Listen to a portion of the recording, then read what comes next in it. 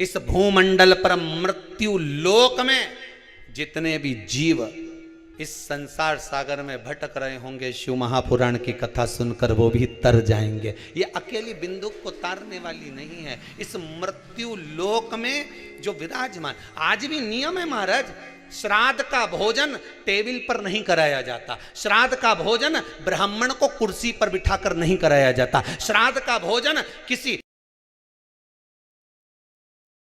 जाता। श्राद्ध का भोजन आज भी प्रमाण है कि ब्राह्मण के लिए भूमि पर आसन लगना चाहिए और जमीन पर बैठकर कराना चाहिए। तब क्यों?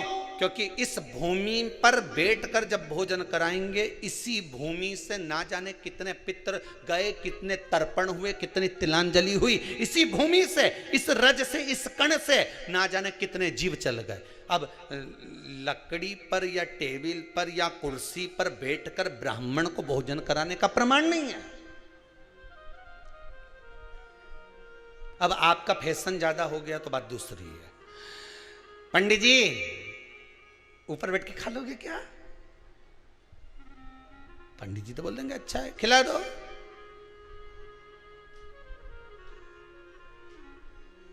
ऊपर बैठ के क्यों? वो झुकने में थोड़ी सी कमर लचक जाए, क्योंकि खीर परसेगी तो झुकना पड़ेगा। अब ब्राह्मण अगर भोजन करने आसन पर बैठेगा, तुम अगर थोड़ा झुककर परसोगी, ब्राह्मण के सम्मुख में आप थोड़ा सा भोजन कराते समय झुकोगी। जरा विचार करिए, यशोदा मैया के घर में संतान नहीं थी। यशोदा जी श्रावण के महीने में श्रावणी करने आए हुए ब्राह्मण को मात्र खीर परोसने के लिए गई थी।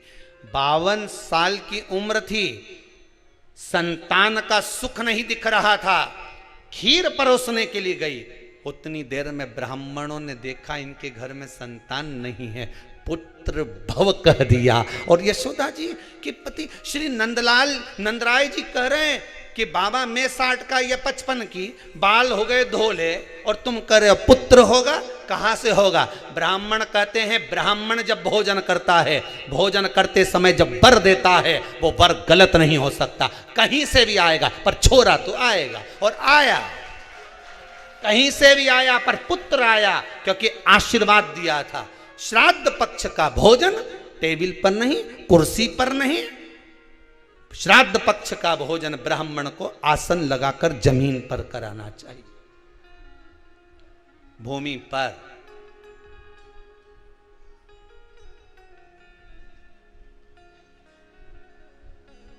अब आजकल के ब्राह्मण भी थोड़े नीचे,